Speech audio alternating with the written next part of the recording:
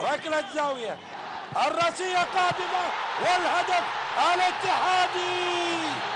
جول!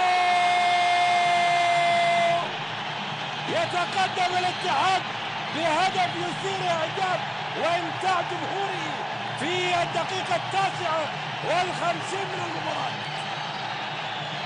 الفرحة عارمة لدى الاتحاديين ولدى جماهيرهم في المدينة المنورة.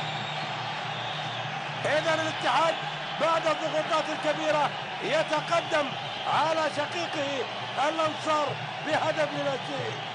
شوف ما قصر فيها، بسيسي خلصها ولكنها جاءت بمتابعة حلوة كهدف أول للاتحاديين. حلوة وساقطة باتجاه أمام حارس المرمى، والاتحاد يتقدم بهدف لا شيء. جمهور الحقيقة ممتع، جمهور مثير، جمهور كبير، والفرحة الاتحادية. انتبهوا لا تنقلبون يا شباب، سرعة بيه حلوة.